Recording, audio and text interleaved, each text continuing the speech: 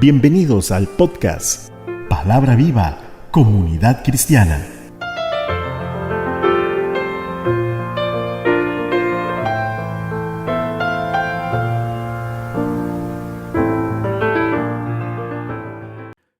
Hola, qué bueno que estés escuchando este podcast. Espero que sea de gran bendición para tu vida. Dios de gloria, derrame sabiduría y entendimiento para comprender la importancia de reunirnos congregacionalmente y poder así glorificarte en todo. Amén. Nuestro tema de hoy: ¿por qué la iglesia debe reunirse para orar? ¿Por qué la iglesia debe reunirse para orar? Mateo 18:20. Porque donde están 2 o 3 congregados en mi nombre, allí estoy yo en medio de ellos. Es a través de la disciplina de la oración unos con otros que desarrollamos una creciente intimidad con Dios y creamos un vínculo espiritual los unos con los otros. Este es uno de los aspectos más valiosos de orar el uno por el otro. La oración congregacional inicia con 2 o 3 personas, las cuales se han reunido con un propósito único, es decir, sus peticiones se harán al cielo con unanimidad, es decir, con un solo sentir. Muchas veces se comete un error, y es que si alguien de los 3 empieza a pedir a Dios de forma diferente, la oración pierde la unanimidad. Por ello es importante lo que hemos dicho otras veces. Debemos mantener una actitud de oración con entendimiento. Quizás el egoísmo nos traiciona y lo que hacemos es guindarnos de otros que oran, pero no estamos en comunión con ellos. Veamos Hechos 2:1. Cuando llegó el día de Pentecostés, estaban todos unánimes juntos. Estaban todos unánimes juntos. Este fue el principio de la iglesia. Así nació la iglesia. Este era el sentir de Dios con respecto a su iglesia. Dios la quería unánime, es decir, unida y además llena del Espíritu Santo. Y el verso 4, y fueron todos llenos del Espíritu Santo y comenzaron a hablar en otras lenguas según el Espíritu les daba que hablasen. Esta unanimidad y llenura del Espíritu Santo trajo como consecuencia que la iglesia creciera aceleradamente.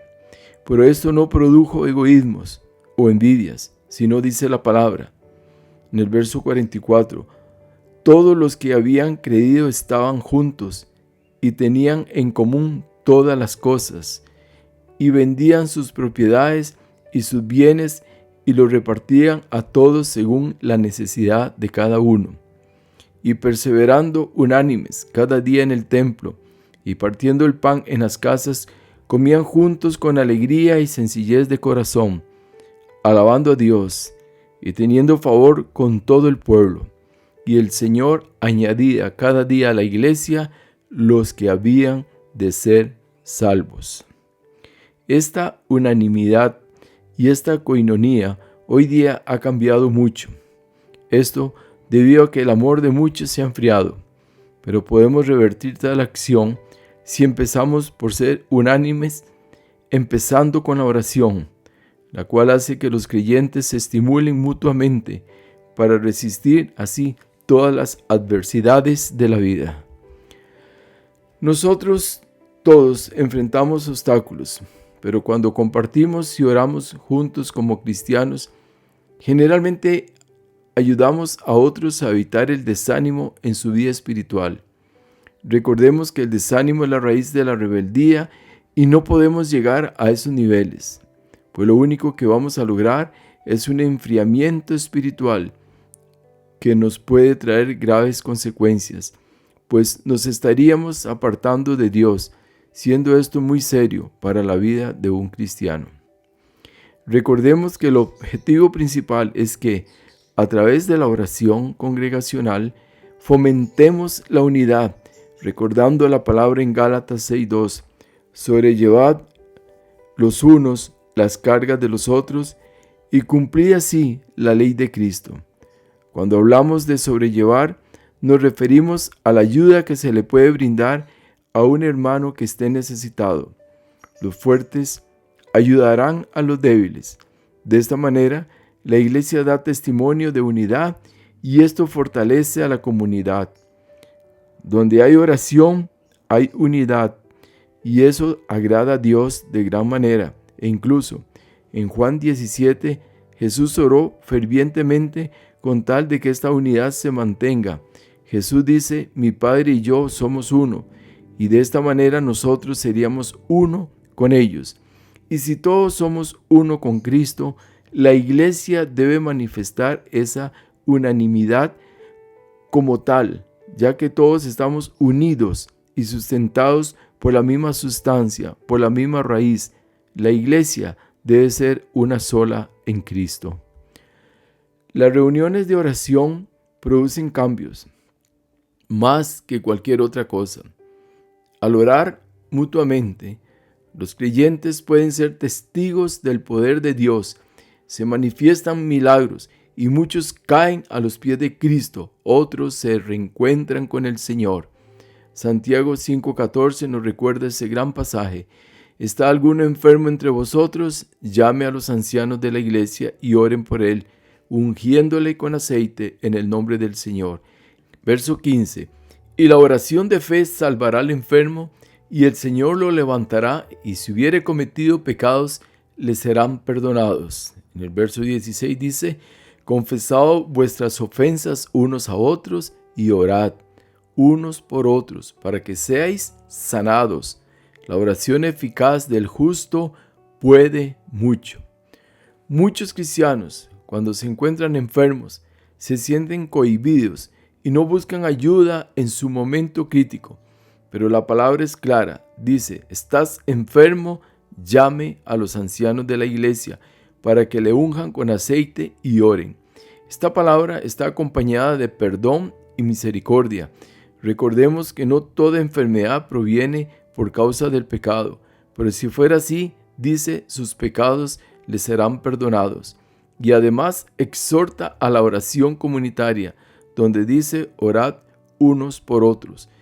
Esto solo con el bien sabido de ser sanos. La misericordia de Dios es grande. Debemos comprender cuál es su voluntad para con nosotros. Él murió no solo por nuestra salvación, sino también para que fuésemos sanos física y espiritualmente. El aceite es prototipo del Espíritu Santo. Recordemos que las obras de Dios se hacen por medio de Él. Las oraciones van de lo personal a lo comunal. Veamos ahora el caso de Nehemías. Encontramos una oración magna, es decir, una oración de país, donde el pueblo se reunió para clamar y volverse a Dios. Pero antes de esta oración, Nehemías preparó el camino con una oración. Esto cuando escuchó la situación crítica en que se encontraba el pueblo judío, exclamó. Nehemías 1, del 4 al 6. Cuando oí estas palabras me senté y lloré. E hice duelo por algunos días, y ayuné, y oré delante del Dios de los cielos, y dije: te ruego, Jehová, Dios de los cielos, fuerte, grande y temible, que guarde el pacto y la misericordia a los que le aman y guardan sus mandamientos. Esté ahora atento tu oído y abiertos tus ojos para oír la oración de tu siervo, que hago ahora delante de ti día y noche, por los hijos de Israel, tus siervos, y confieso los pecados de los hijos de Israel que hemos cometido contra ti. Sí, yo y la casa de mi padre hemos pecado. Esta oración empieza con una alabanza, una adoración a Dios, reconociendo la fidelidad de Dios y su gran misericordia, y posteriormente inicia una oración de intercesión por el pueblo de Dios, que termina de una forma muy particular y sincera diciendo: porque yo servía de copero al rey. Esto porque lo que se pedía en ese entonces no se pedía en el nombre de Jesucristo como hacemos ahora. Después del gran esfuerzo por la reconstrucción de los muros de Jerusalén Y habiendo ya arreglado la situación política y social de aquel pueblo, todo el pueblo se juntó como uno solo y le hacen una petición al sacerdote Esdras para que leyese toda la ley de Jehová. Nehemías 8:3. Y leyó en el libro delante de la plaza que está delante de la puerta de las aguas, desde el alba hasta el mediodía, en presencia de hombres y mujeres, y de todos los que podían entender, y los oídos de todo el pueblo estaban atentos al libro de la ley. Cuando Esdras abrió el libro, todo el pueblo estuvo atento. Verso 6. Bendijo entonces Esdras a Jehová, Dios grande, y todo el pueblo respondió, amén, amén, alzando sus manos, y se humillaron y adoraron a Jehová, inclinados a tierra. Solo la lectura de la palabra trajo humillación, llanto, tristeza, porque por medio de aquella superlectura el pueblo fue vivificado, así como dice el Salmo 119:107, afligido estoy en gran manera, vivifícame, oh Jehová, conforme a tu palabra. Así que, querido hermano y hermana, si te sientes mal, si te has apartado del Señor, lee la palabra.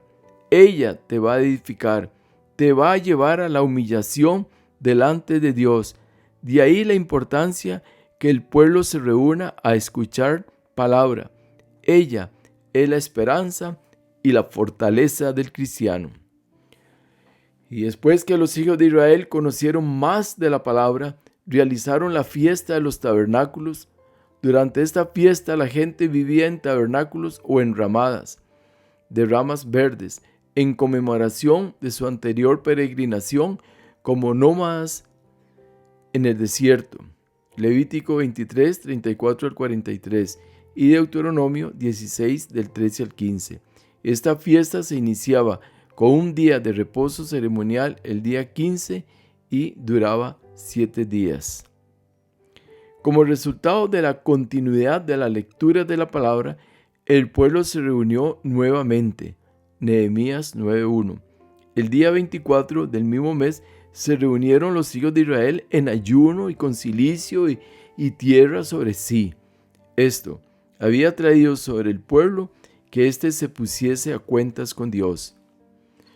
Y, verso 2, y ya se había apartado la descendencia de Israel de todos los extranjeros, y estando en pie, confesaron sus pecados y las iniquidades de sus padres.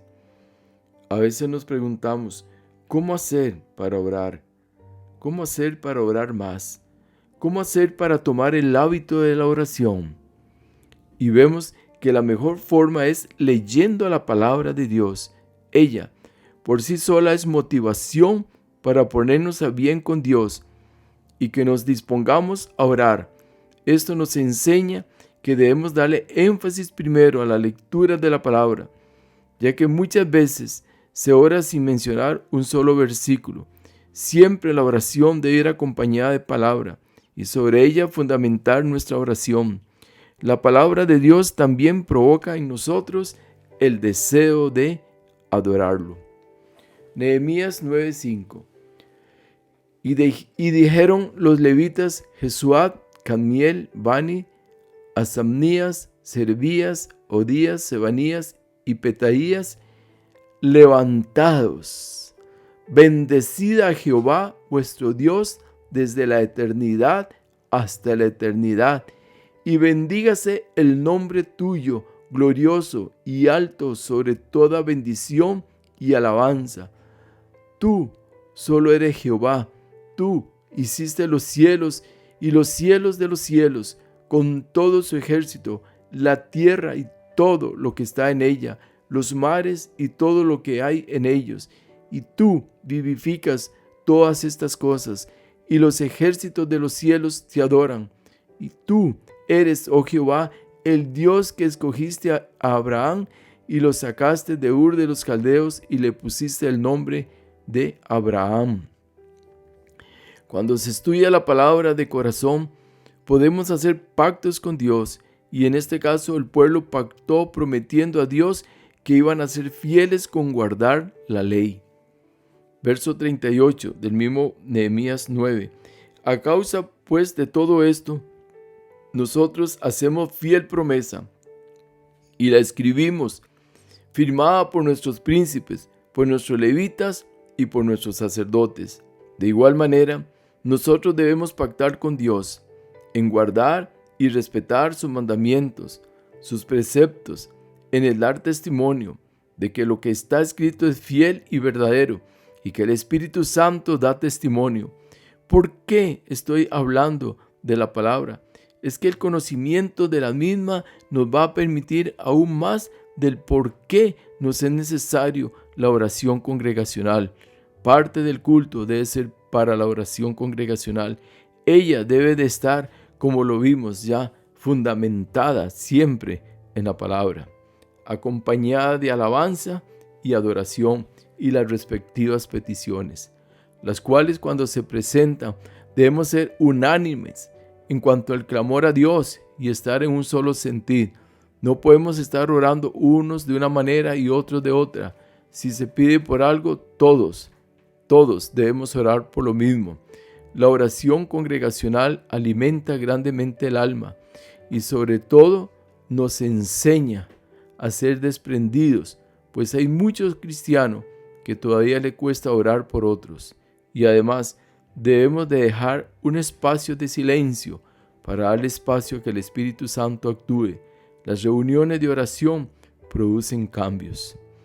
Al orar mutuamente, los creyentes pueden ser testigos de que Dios hace milagros y cambia corazones.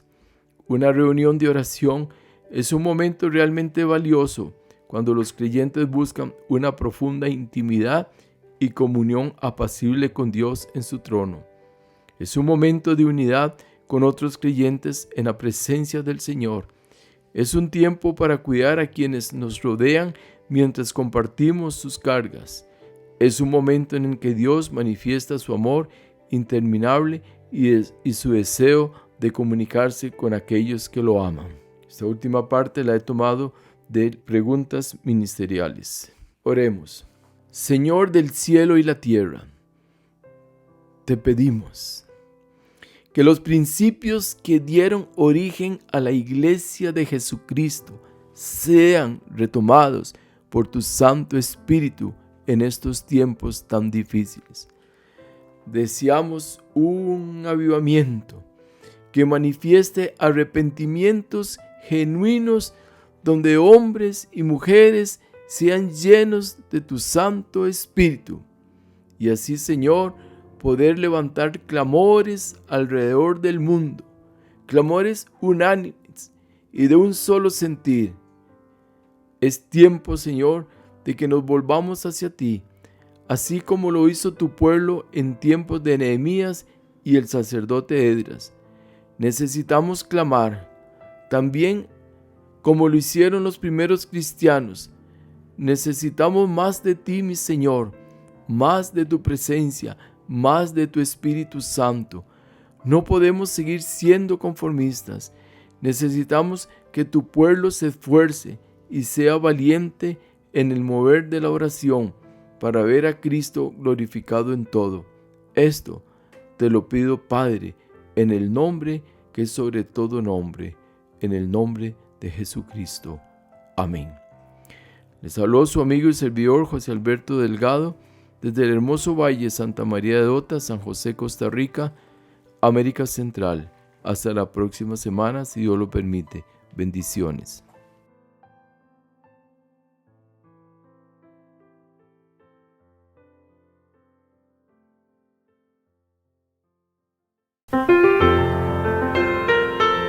Muchas gracias por escuchar. Recuerde escribirnos al correo palabravivacomunidadcristiana@gmail.com.